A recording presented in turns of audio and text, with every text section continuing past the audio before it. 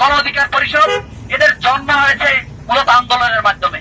আমরা সংখ্যায় কম থাকলেও আমাদের শক্তিশালী হিসেবে আমরা রাস্তা চালাতে চাই। এই আন্দোলন সংগ্রাম নতুন না, আমাদের মূলত হচ্ছে ছাত্র অধিকার পরিষদ থেকে শুরু করে যুব অধিকার পরিষদ, শ্রমিক অধিকার পরিষদ, সর্বশেষ গণ অধিকার পরিষদ এদের জন্ম হয়েছে মূলত আন্দোলনের মাধ্যমে। তো আমরা আজকে এখানে একটা কথা বলতে চাই, 24-এর গণ অভ্যুত্থানের পরবর্তী সময় আমরা কিরকম চেয়েছিলাম।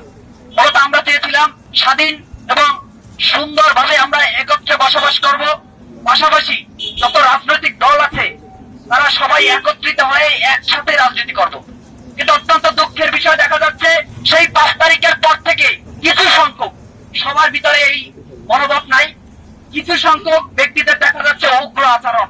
আজকে আমাদের গণনেতা নুরুল হক নূরের নিজ এলাকায় উগ্রবাদীরা তাদের উপরে হামলা চালায়। আমরা তাদেরকে স্পষ্ট করে বলে দিতে চাই, প্রিয় ভাইরা, আপনারা বেশ ভালো শক্তিশালী লোক, সেটা আমরা বিগত দিনে লক্ষ্য করেছি। আমরা দেখেছি যে গত 17 বছরে কতটা প্রোগ্রাম সেই ঢাকা পল্টন বা ঢাকার বিভিন্ন স্পট হয়েছে, সেখানে এই নুরুল হক নূর যতবার হামলার শিকার হয়েছে আমার মনে হয় ততবার তারা রাস্তায় নামেনি। সর্বোপরি একটা কথা হচ্ছে, দেখেন রাজনৈতিক বিষয়টা থাকা উচিত এমন যে প্রতিযোগিতামূলক, কখনো প্রতিহিংসামূলক রাজনীতি সমাজের জন্য ভালো কিছু বয়ে আনে না। আমরা একটা কথা বলতে চাই, আপনাদের যদি আমরা জনগণের জন্য করি, আপনাদের যদি ক্ষমতা থাকে আপনারা জনগণের সাথে থেকে তারপর কাজ করেন।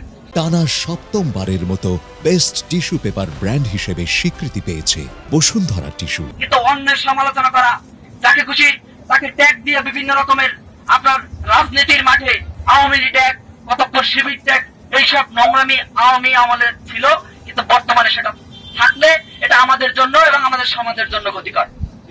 একটা কথা বলতে চাই, আমাদের এই নুরুল হক নূর সেই নূর সেই হাসিনার আমলে তাকে বিভিন্ন অফার দেওয়ার পরও সে কোনোভাবে আঘাত করেনি। আজকে 2025 সালে এসে তাকে এমন কিছু ট্যাগ দেওয়া হচ্ছে, এমন ব্যক্তিরা ট্যাগ দিচ্ছে। আমরা দেখেছি তাদের বিগত দিনের কর্মকাণ্ড। আমরা সংখ্যায় কম থাকলেও আমাদের শক্তিশালী হিসেবে আমরা রাস্তা চালাতে চাই। আমাদের সংখ্যা আজকে কম, তার মানে এই না এখানে যতগুলো মানুষ আছে সবার বুকে সাহস, সৎ সাহস, সেই সৎ সাহস নিয়ে আমরা এখানে দাঁড়িয়েছি। আমরা বলতে চাই, যদি এই 24-এর বাংলা মানে 24-এর পরবর্তী বাংলায় যদি কেউ স্বৈরাচারী মনোভাব নিয়ে দাঁড়াইতে চান, আমার মনে হয় যেখানে হাসিনা দাঁড়াইতে পারে নাই সেখানে দ্বিতীয়বার এই বাংলা দ্বিতীয়বার কোন স্বৈরাচারের স্থান হবে বলে আমার মনে হয়। 24-এর বাংলায় স্বৈরাচারের ঠাঁই নাই, 24-এর বাংলায় স্বৈরাচারের ঠাঁই নাই, 18-র হাতিয়ার গর্জে ওঠো আরেকবার, 24-এর বাংলায়।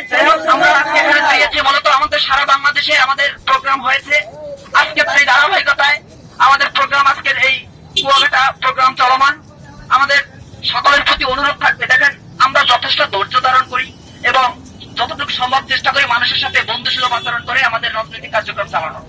যদি কেউ গার উপর ওঠে সেক্ষেত্রে সেই বিষয়টা আলাদা, কারণ কেউই কখনো দেয়ালে পিঠ থেকে গেলে আসলে বসে থাকবে না, যেটা আমাদের নেতা করছে।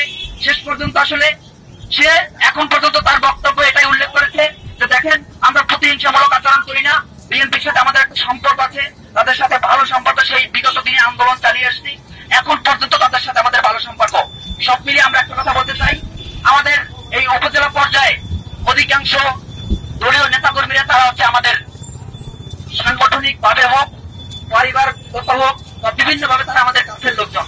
তাই আমাদের এই প্রোগ্রামের মাধ্যমে আমরা একটা মেসেজ দিতে চাই, আসুন আমরা সেই স্বৈরাচারী মনোভাব বাদ দিয়ে আমরা সাধারণভাবে এবং সুষ্ঠু ধারার রাজনীতি করে, জনকল্যাণমূলক রাজনীতি করে আজকে আমরা জনগণের পাশে দাঁড়াই এবং সর্বোচ্চ পর্যায়ে বাংলাদেশটাকে বিশ্বের বড় একটা রোল মডেল হিসেবে সামনে উন্নতি করি।